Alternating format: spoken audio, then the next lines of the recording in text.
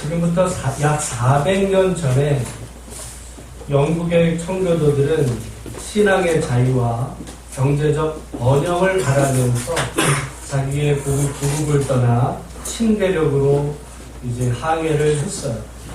4달간의 고생 끝에 도착한 그곳에서 농사를 져봤지만 처음에 그들은 완전히 실패하고 맙니다. 얼마 전에 여러분 뉴스에 미국 동부에 엄청난 그 추위가 와서 많은 사람들이 얼어 죽었다는 이야기를 들어요. 이 청교도들이 도착한 곳은 LA가 아닙니다. 미국의 LA는요, 겨울에도 영하로 안 떨어져요.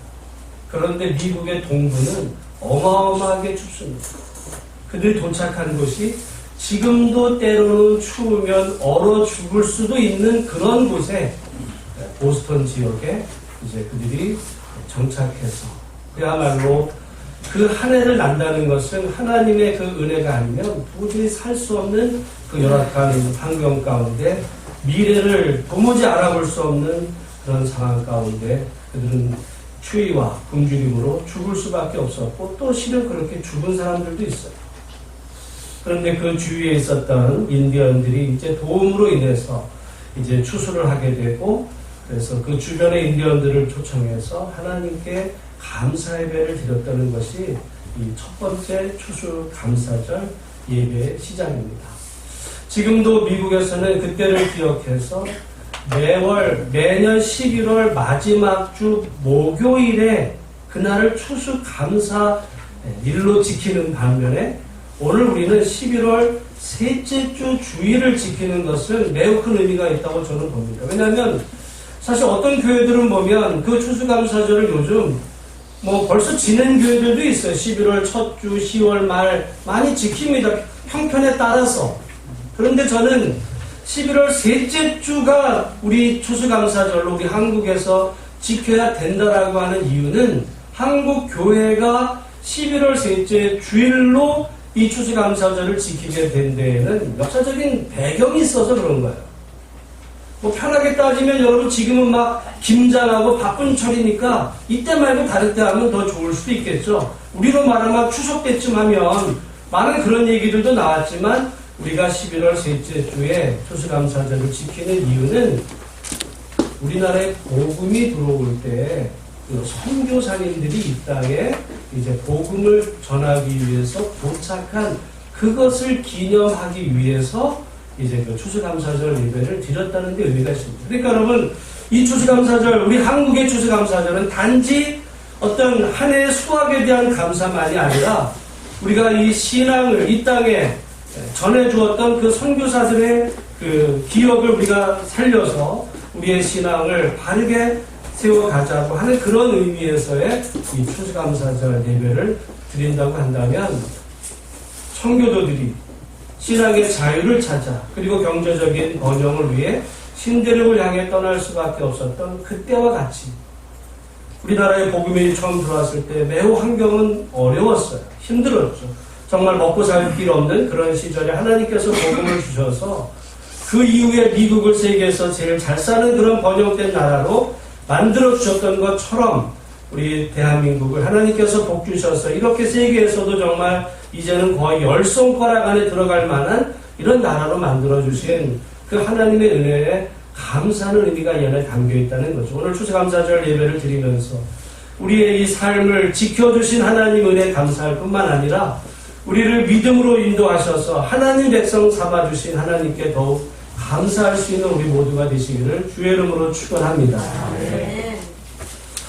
사실 우리가 이곳에서 작년에도 추수감사절 예배를 드렸는데 그때는 사실 어떻게 보면 이곳에 몇 달 되지 않아서 제 생각에는 얼떨결에 맞은 추수감사절이다 생각을 합니다. 그러나 오늘은 1년을 보내면서 여러 가지 이제 상황들을 보내는 가운데 저는 지난 주간 하나님 앞에 오늘 추수감사절과 또 내년을 준비하면서 기도하는 가운데 이제까지 이 모든 삶을 지켜주신 하나님의 은혜에 감사하고 우리의 진짜 추수감사절은 저는 오늘이고 내년부터 우리 예수만교회가 물론 시작은 우리가 작년 8월에 시작했지만 진짜 시작은 내년부터다라는 마음을 가지고 돌아왔습니다. 모쪼록 우리가 하나님의 베풀어 주신 은혜에 감사하면서 우리가 더 하나님 사랑하고 여기까지 인도하신 하나님, 여러분 처음에 복음이 이 땅에 들어왔을 때 왜 선교사들이 그 많은 나라 가운데 한국을 왔느냐? 여러분 그 당시에는 이 조선이라는 나라는요 사람들이 알지를 못했어요. 선교 그러면 미국에 가는 선교사들도 중국을 가거나 일본을 생각하지 조선이라는 나라는 어디에 이게 있는지 알지도 못하는 그런 가난하고 정말 그 버림받은 땅 같은 그런 그 보잘것없는 그런 나라. 그럼에도 지금 우리나라를 이렇게 세워주신 하나님 은혜를 생각하면 지난 1년 우리들의 모습이 돌아보면 여러분은 어떤 마음이 드실지 모르겠어요. 우리 아직 뭐 초라하다 생각할지는 모르지만 하나님께서 이루어 가실 미래를 바라보면서 하나님께 감사하고 여러분 하나님께서 이 교회를 통해서 어떻게 역사하실지를 기대하는 마음으로 하나님 앞에 더욱더 헌신과 충성하는 우리 모든 분들이 다 되시기를 주의 이름으로 축원합니다. 저는 오늘 이 추수감사절 시간에 다니엘에 대해서 잠시 살펴보기를 원해요. 여러분 400년 전의 청교도들의 신앙의 자유를 위해서 자기의 고국 땅을 버리고 갔어요. 지금도 영국 그러면 굉장히 뭐 부러운 나라고 가보고 싶은 나라고 그러지만 그러나 여러분 신앙의 자유를 위해서 그들은 그 땅을 버리고 갔지만 오늘 이 다니엘은 버린 게 아니라 그 나라가 망했어요. 망해서 어쩔 수 없이 포로로 끌려간 겁니다. 신앙의 자유를 위해서 간 것이 아니라 신앙을 더 이상 가질 수 없는 환경으로 그는 끌려간 거죠. 어린 시절에. 여러분 나라가 망했고 그 어린 시절에 다른 나라의 포로로 끌려갔다면 그 인생은 이미 끝난 거다라고 말할 수밖에 없는 거죠. 그곳에서 그는 그 학문을 배웠다라고 하는데 여러분 고대의 이방 학문이라는 것은 무슨 오늘처럼 무슨 뭐 고등학문을 배우고 또 사회에 유익한 것이 아니라 여러분 우리 일제강점기에도 일본 사람들이 우리나라 조선 사람들을 이렇게 키울 때 그렇게 고등한 그런 공부는 시키지를 않아요. 써먹을 만큼만 시키는 그런 공부를 시킬 뿐이지. 여러분 다니엘이 바벨론에 끌려가서 학문을 배웠다고 했을 때 그 학문은 그야말로 무슨 어떤 고등한 이런 학문이라기보다는 점성술, 주술, 마술 이런 것들입니다. 어떻게 보면 하나님의 백성으로서는 배워서는 안 되는 것들을 배울 수밖에 없는 환경 가운데 있었던 거예요. 그리고 우리가 잘 아는 대로 다니엘은 이름이 바뀝니다. 여러분 나라들마다 비슷해요. 나라가 점령당한 나라도 우리나라도 일제 강점기 때 창씨개명이 일어나잖아요. 왜 이름을 바꿔요? 다 이유가 있어요. 그 민족의 정체성을 흔들어 놓기 위한 너는 이제부터 조선인이 아니야. 그 얘기죠. 여러분 다니엘의 이름이 바뀌어요. 뭐로 바뀝니까? 벨드사살이라는 이름으로 바뀌어요. 우리는 여러분 벨드사살 이름 바뀌었으니까 뭐 이름이 두 개니까 이렇게 생각하는 게 아니라요. 하나는 다니엘이라는 이름은 우리의 여러분 정말 어떤 한 민족으로서의 그 정체성을 가진 이름에서 이름이 바뀌었다라는 것은 그 정체성이 완전히 흔들리는 것인데 다니엘이라는 이름의 뜻은 하나님이 심판하신다라는 애는 하나님이거든요. 애는 하나님이 심판하신다라고 하는 그 이름에서 이름이 벨드사살이라고 바뀌었을 때 그 벨은 엘과 비슷하잖아요. 벨은 바벨론의 신입니다. 바벨론. 하나님의 의미를 가진 그 이름에서 바벨론의 신의 이름을 가진 이름으로 바뀌어요. 그냥 이름이 뭐 좋은 의미로 바뀐 것이 아니라 신앙의 정체성마저도 그 이름으로 인해서 변해지는 이런 이름인데 그래서 이 벨드사살이라는 그 이름이 사탄의 왕이라는 뜻을 가지고 있어요. 여러분 하나님의 이름에서 이게 완전히 정말 그냥 최악의 이름으로 바뀌어진 거죠. 여러분 생각해보면 사람들이 바벨론에서 다니엘을 향해서 다니엘아 그렇게 불렀을까요? 아니에요. 벨드사살 이렇게 불렀을 때 저는 그 이름을 들을 때마다 다니엘은 정체성의 혼돈이 내가 하나님의 백성인지 벨의 백성인지 자기가 하나님의 그 안에서 내가 누구인지에 대한 이 혼란스러운 이런 상황 가운데 있었던 다니엘 도저히 감사할 수가 없는 상황이죠. 게다가 이 다니엘서를 우리가 1장을 읽다 보면 이 다니엘을 이제 누군가에게 맡겨요. 그리고 그 맡긴 사람에게서 다니엘이 이제 어떻게 키워져 가는지에 대해서 이렇게 돌보라고 했을 때 여러분 우리가 1장 1절부터 7절까지 쭉 나오지만 우리 한번 1장 7절을 같이 한번 읽어보겠습니다. 다니엘서 1장 7절 같이 읽겠습니다. 시작. 한간장이 그의 이름을 고쳐 다니엘은 벨드사살이라 하고 하나냐는 사드락이라 하고 아사냐는 아벤느고라 하였더라. 여러분 우리가 흔히 다니엘의 세 친구 그러면 누구를 말합니까? 네? 사드락, 메삭, 아벤느고. 실은 그것이 이스라엘 이름이에요? 바벨론 이름이에요? 바벨론. 사실 그렇게 부르면 안 되는 거예요. 어떻게 보면. 여러분 우리가 지금 만약에 뭐 예전에 어르신들 일제를 살던 시절에 어떤 분들이 가령 이름이 있었어요. 조선 이름이 있고 창씨개명한 이름이 있는데 이후에 사람들이 창씨개명한 이름으로 이렇게 자꾸 부르면 그 굉장히 문제가 있는 거겠죠. 한국의 이름이 분명히 있는데 그런데 우리도 무심결에 여기 지금 사드락, 메삭, 아벤, 미사엘, 아사랴인데 근데 우리는 어떻게 보면 그냥 무심결에 이렇게 부르는 것처럼 그런데 또 다니엘은 다니엘이라고 그러지 벨드사살이라고 그러지 않아요. 어쨌든 이 벨드사살이라고 이름을 바꿔준 사람의 그 직책이 뭐라 그래요? 7절에 보면 한간자.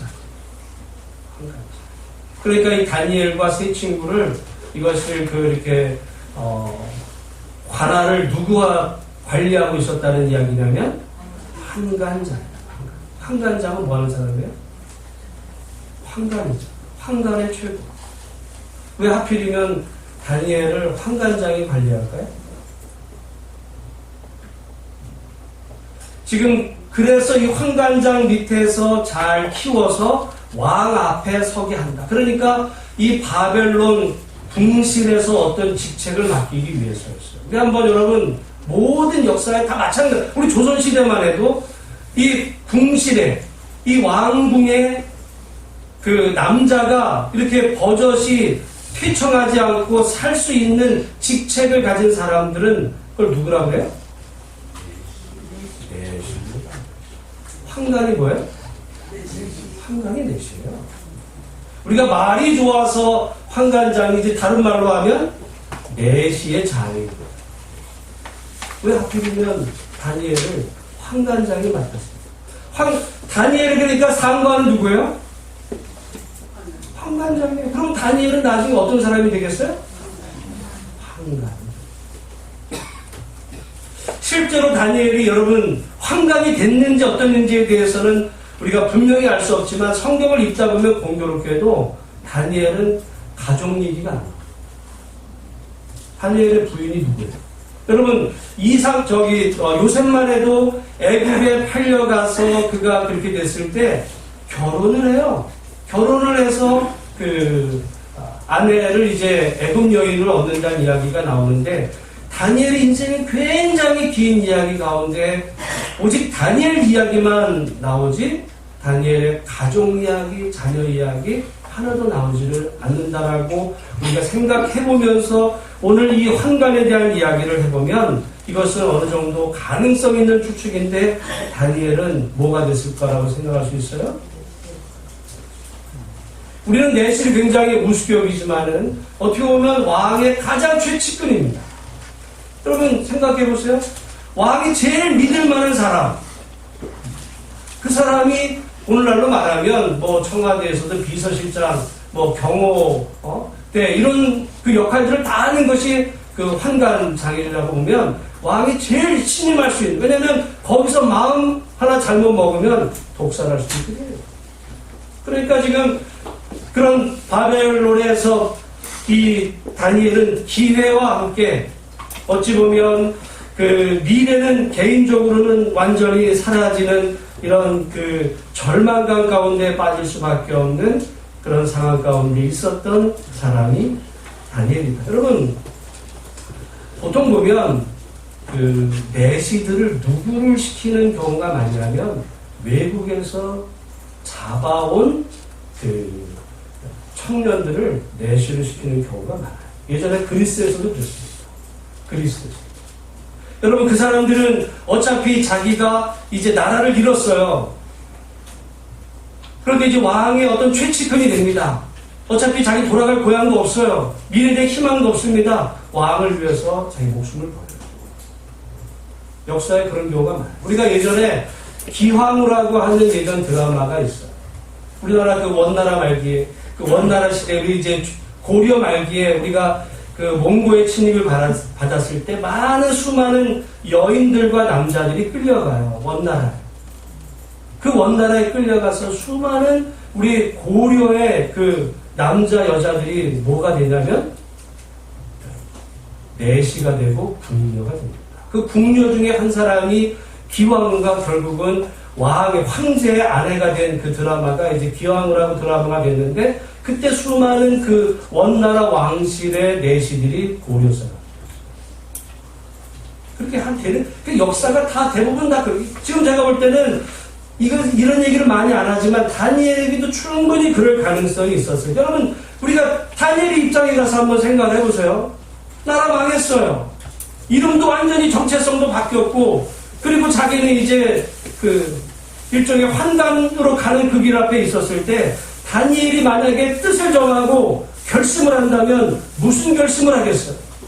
내가 어떻게든지 이 황제의 마음에 들기 위해서 먼저 환관장의 마음에 들어야 되겠고, 그 환관장을 통해서 내가 이 왕의 마음에 들어서 정말 이 비록 나라 잃은 백성이지만 이곳에서 내가 성공해야 되겠다. 어떻게 보면 누구라도 다 그런 결심을 하게 마련입니다. 보통 사람은 다 그런 결심을 할 거예요. 그런데 그런 관점에서 오늘 본문 이 다니엘이 뜻을 정했다는 이야기를 들어보면 이것이 의미심장해요. 그런 상황에서 다니엘은 어떤 뜻을 정하냐면 오늘 본문 8절입니다. 8절 같이 한번 읽겠습니다. 시작. 다니엘은 뜻을 정하여 음식과 마시는 포도주로 자기를 더럽히지 아니하리라 하고 자기를 더럽히지 아니하도록 하나님 자에게 말하니. 여러분, 생각을 해보면 왕의 음식과 그가 마시는 포도주가 자기를 어떻게 한대요? 여러분, 지금 이 다니엘 죽으려고 작정한 거예요. 지금 왕의 이 내려지는 하사품 음식을 지금 더럽다라고 지금 얘기하는 거예요. 더럽다. 그래서 나는 그걸 안 먹겠다. 여러분, 그거는 그냥 나 죽여요 이 얘기밖에 안 되는 거예요. 왕이 주면 아무에게나 주겠습니까? 그 왕이 주면 정말 어떤 이 중국 같은 드라마에서 보면요, 의심 많은 왕은 이 그 신하가 와도 약간 이 가까이 앉게 하지도 않아요. 그 큰 넓은 데서 거리를 둡니다. 그 사람과의 관계에 따라서 올 수 있는 그 한계를 정하는 거예요. 음식을 내려도 같이 맞자 이렇게 하는 게 아니라 거기다가 음식 갖다 놓고 거기서 먹고 멀리서, 왜냐면 무슨 마음 먹고 이게 칼이라도 빼들고 다가오면 안 되니까 그런 가운데 거기다가 다니엘에게 지금 음식과 이런 포도주를 내렸다는 이야기는 정말 그 사랑으로 뭔가를 이렇게 희망을 주는 그런 이야기 가운데서 다니엘은 나 안 먹겠다. 그거는요, 우리가 그 일반적으로 생각하기 어려운, 정말 이거는 죽을 각오를 하지 않았다면 하기 어려운 이 결단을 하게 된 것입니다. 여러분, 다시 말씀드리지만 보통의 상황 같으면 이런 다니엘의 상황에 처했을 때 저나 여러분 같으면 어떤 결심을 하겠어요? 다시 말씀드리지만 어떻게 하든지 왕의 마음을 사서 왕이 주는 거라면 정말 맛도 없어도 맛있습니다. 감사합니다. 이럴 거예요. 마음에도 없는 감사합니다. 황공무지합니다. 아마 이러면서 간이라도 빼질 듯하게 아부하고 살기 위해서 별일을 다 할 텐데 다니엘은 결심을 합니다. 안 맞습니다. 여러분, 어떻게 보면 다니엘은 하나님을 의지하면서 죽으면 죽으리라. 그 이야기는 꼭 에스더의 결심만이 아니에요. 지금 다니엘의 이 결심도 그 죽음에 대한 결단이었을 때 그때 하나님께서 역사하시죠. 우리 9절 말씀입니다. 우리 한번 9절 같이 읽겠습니다. 시작. 하나님이 다니엘로 하여금 저에게 은혜를 얻게 하시죠. 여러분, 우리가 아는 이제부터 다니엘의 그 모든 이야기는 사실은 이 8절과 9절에서 결론이 나는 거죠. 다니엘은 하나님을 위해서, 하나님의 백성으로서의 나의 정체성을 위해서 왕의 그 모든 왕이 제시하는 그 세상으로 말하는 성공의 길을 내가 포기하고 내가 하나님의 말씀에 따르겠습니다. 내가 하나님 백성의 정체성을 지키겠습니다라고 하나님 앞에서 그가 결단하게 될 때에 이제 하나님이 그의 삶 가운데 역사하셔서 하나님이 다니엘로 하여금 환관장에게도 나중에는 느부갓네살에게도 그리고 그 이후에 여러분 나라가 여러분 잘 아시는 대로 바벨론이 망했을 때에 그 바벨론의 여러분 어떤 중요한 총리 직책을 맡았던 사람이라고 한다면 바나라가 망하면 당연히 여러분 같이 처형당해야 될 1순위가 이 다니엘이었어요.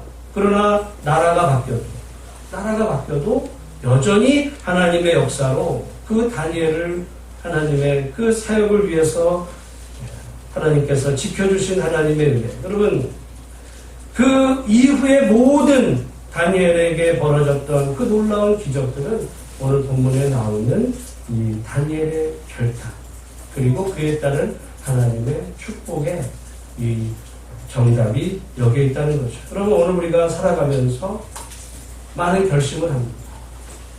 아마 이제 우리가 2019년을 지나고 2020년을 또 바라보면서 여러분의 인생길에 우리는 늘 선택의 갈림길에 놓여요. 우리 앞에는 길이 있죠. 가다 보면 이 길을 갈까 저 길을 갈까 결단할 때가 있어. 음식을 먹어도 말이죠. 음식을 여러 음식 옆에 어떤 거를 먹을까 차라리 어떤 결정을 안 하고 그냥 하나만 이렇게 주어지는 그런 음식을 먹게 되면 얼마나 좋겠어요. 여러분, 뭔가를 선택하고 결정한다는 것은 참 때로는 힘들기도 하고 또 어렵기도 합니다. 왜냐하면 내가 택한 그 결심에 따라서 그 나머지의 책임도 때로는 어떤 잘못 결정을 했을 때 어려운 것도 내가 짐을 져야 되기 때문에 여러분 뭔가를 결정한다는 것은 참 불편하고 힘든 일이에요. 그래서 때로는 누군가가 그냥 결정해주기로. 그게 때로는 여러분 속편할 때가 있어요. 그거 따라가면 되니까.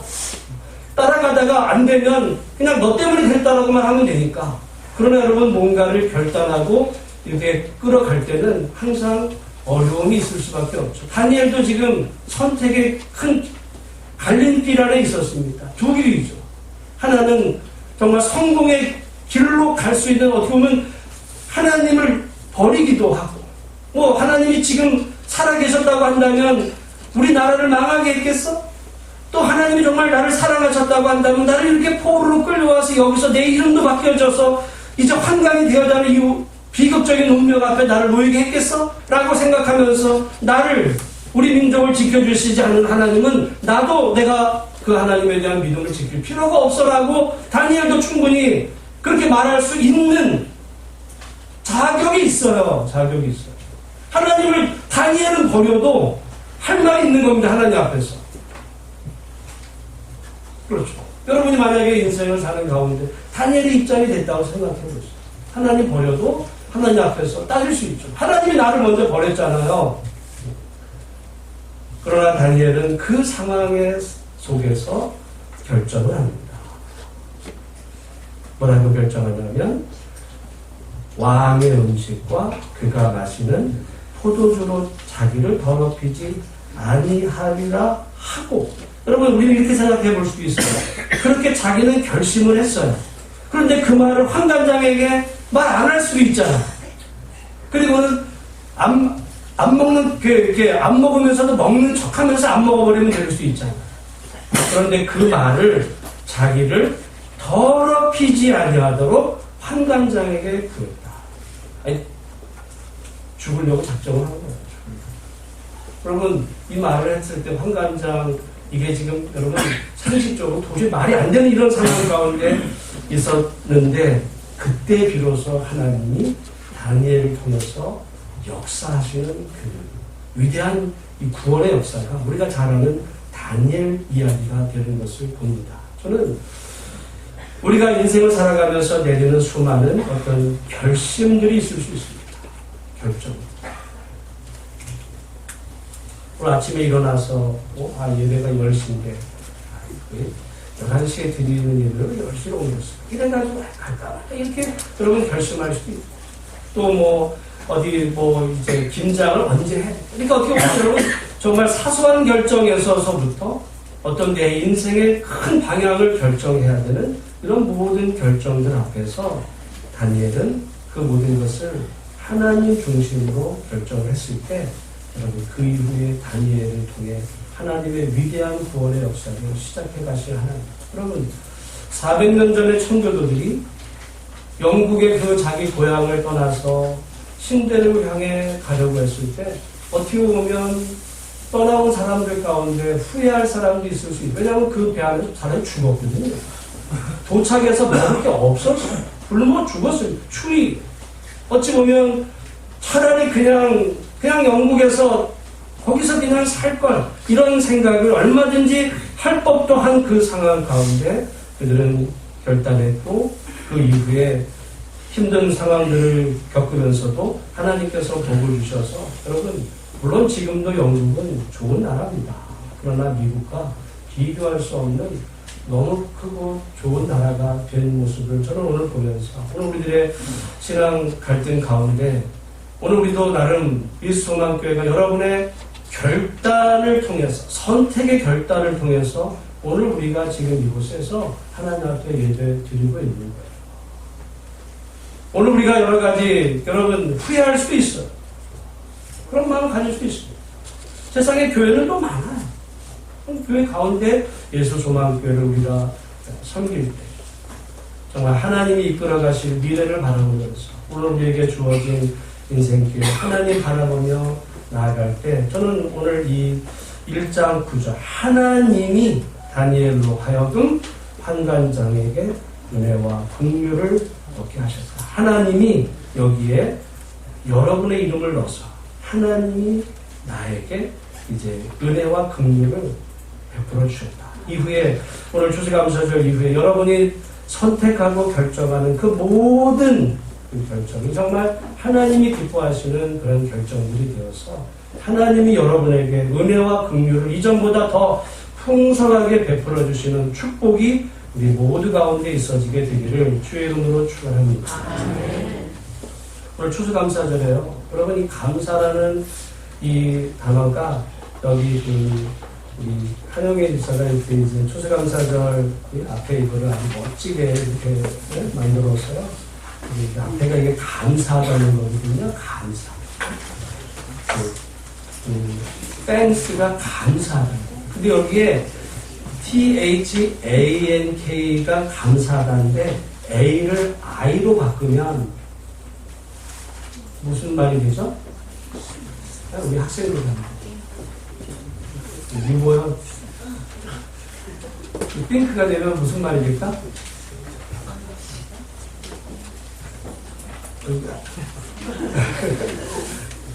이게 생각하다. 그러면 감사하다는 말하고 직접 연결되는 말이 뭘까요? 감사와 생각은 한 끗 차이. 어떤 생각을 하느냐가 감사할 수도 있고 감사를 안 할 수 있어요. 말장난이 아니라 시기는 어근에서 같은 얘기입니다. 그러면 그래서 우리가 그 빌립보서에 보면 사도 바울이 주 안에서 항상 기뻐하라. 내가 다시 말하노니 기뻐하라. 아무것도 염려하지 말고 다만 모든 일에 기도와 간구로 너희 구할 것을 감사함으로 하나님께 아뢰라라고 하면서 뭐라 그러냐면 끝으로 형제들아 무엇이든지 참되며 무엇이든지 경건하며 무엇이든지 옳으며 무엇이든지 정결하며 무엇이든지 사랑받을 만하며 무엇이든지 칭찬받을 만하며 무엇이든지 무슨 기름이 있든지 이것들을 생각하라 하셨습니다. 감사하는 건요, 여러분 생각을 해보시죠. 지난 한 해 동안 우리 한평생 동안 하나님이 어떻게 하셨는지를 생각할 때 감사할 수 있는데 우리가 왜 감사할 게 없어요? 치매에 걸리는 거예요. 요즘 최근에 아주 예전에 아주 유명했던 영화배우 지금 외국에 살고 있는 윤정인 씨가 알츠하이머 걸려서 지금 고생한다는 이야기를 듣잖아요. 치매죠. 있는 겁니다. 사랑하는 딸이 와도 못 알아보여요. 누구나. 여러분, 우리가 때로는 하나님이 베풀어 주신 은혜에 대해서 잊어버리면 어떤 생각이 드냐면 하나님이 나한테 뭘 해줬는데요? 이런 마음이 들어요. 왜요? 생각을 안 해요. 그래서 오늘 추수감사절을 보내면서 지난 한평생 가운데 그리고 지난 한 해 가운데 하나님이 베풀어 주신 은혜를 깊이 생각하면서 하나님 앞에 진심으로 감사할 수 있는 은혜가 있기를 주의 이름으로 축원합니다. 생각할 때 감사할 수 있고 두 번째는 미래에 대한 희망을 가질 때 감사할 수 있어요. 반대로 미래에 대한 이 희망을 잃으면 변절합니다. 우리 옛날 일제 강점기 때 3.1운동 때 기독교가 어떻게 보면 3.1운동 만세운동의 주역이었어요. 그런데 안타까운 것은 일제 강점기 후반으로 가면서 많은 그 민족 지사들이 변절을 합니다. 변절을 해요. 왜요? 일본이 망할 줄을 몰랐어요. 그것이 영원할 줄 알았던 거예요. 그러니 변절. 사람은 미래에 대한 어떤 그 희망이 없으면 변절합니다. 믿음도. 나라에 대한 정체성. 일본이 영원할 거라고 생각하는 사람이라면 뭐하러 조선 이름을 강조할 이유가 어디 있어요? 나 한평생 사는 동안에 그냥 일본에 부역하면서 거기서 부귀영화 누리며 살지.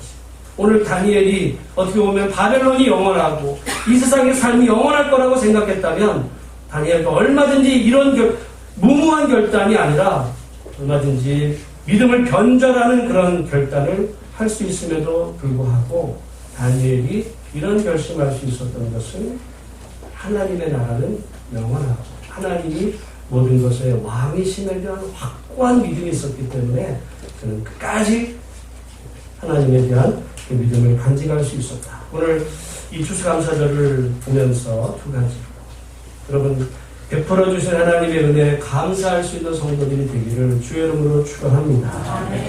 두 번째는 하나님이 이끌어 가실 그 미래에 대한 희망. 저는 교회에 대한 희망도 마찬가지입니다. 여러분 우리는 지금 보면 우리가 작고 1년 안에 이렇게 된 게 이야기할지 모르지만 여러분 그래도 이렇게 보석 같은 분들이 하나님께서 지난 1년 가운데 우리에게 오게 해 주셨어요. 아멘. 그리고 가야 될 미래가 있습니다. 저는 우리 광고에도 실었지만 이제 12월 달에 우리 부목사님도 와서 중고등부 이제 예배, 청년 예배를 이제 드리게 되면서 제대로 체계를 갖추고 그 틀을 갖춰가게 될 때 하나님께서 이끌어 가실 미래를 바라봅니다. 저는 사실 지난 주간이 한편으로는 많이 괴로웠어요. 하나님 내가 여기 왜 나를 이렇게까지 인도하셨는지에 대해서 질문했습니다. 저는 솔직히 말해서 한 번도 제가 동부교회를 떠날 거라고 생각해 본 적이 없어요. 왜냐하면 하나님이 나를 보내셨다고 난 믿었습니다. 난 지금도 이해되지 않았던 부분이 바로 그거였어요. 왜? 그래서 아파트를 팔아 성금할 수 있었어요. 하나님이 보내셨다고 믿었습니다. 그런데 하나님이 나를 이 상황에 되게 됐을 때 하나님 도대체 왜 그러십니까? 제가 그러다가 다니엘 기도에 오늘 여러분 오후 예배 때 지난 금요일 때 안호성 목사님 그 설교 지난 수요일 날 오바자 목사님 설교에 아주 큰 은혜 받았어요. 그래서 오늘 오후 예배 때 지난 금요일 때 안호성 목사님 그 설교를 틀은 내 생각대로 되지 않는 건 어떤 일이래요? 여러분 내 생각대로 되지 않았어요. 우리는 내 생각대로 되지 않으면 힘들어합니다. 왜 내 생각대로 되지 않는 것이? 그런데 내 생각대로 되지 않는 것이 멋진 일이야. 우리는 다 내 생각대로만 돼야 되는 줄 압니다. 그러면은 자기 한계밖에 못 사는 거예요. 자기 틀어야죠. 그러나 내 생각대로 되지 않을 때 그럼 누구 생각대로 돼야 돼요? 하나님의 생각. 제 자신을 제한해. 저는 그래서 이런 생각까지 했어요. 요거는 나중에 설교할 때 제가 조금 더 부분부터는 지워서 쓰면 좋겠어요. 밖으로 나가는 거니까. 제가 은퇴하게 될 때쯤에는 동부교회만큼만 되면 좋겠다. 이런 생각을 한 적이 있었어요. 마음을 바꿨습니다. 수요일날 그 오바자 목사님 설교를 드려요. 왜 내가 하나님의 그 역사를 제한을 할까? 하나님은 우리를 향하신 더 큰 계획이 계실 수도 있는데 내가 스스로 그만큼이다. 이미 제한해버리면 그 그릇의 크기가 그건데 더 이상 도울 수가 없어요. 그래서 제가 하나님께서 이끌어 가실 미래를 바라보며 하나님께서 우리를 함께 하실 하나님의 하면서 때로는 여러분 인생 길 가운데 내 생각대로 되지 않아도 그것이 하나님의 뜻 가운데 인도된다면 그것이 오히려 더 멋진 일이고 하나님의 역사가 우리 삶 가운데 일어나게 될 것을 기대하는 마음으로 하나님 앞에 감사할 수 있는 저와 여러분 되기를 주의 이름으로 축원합니다.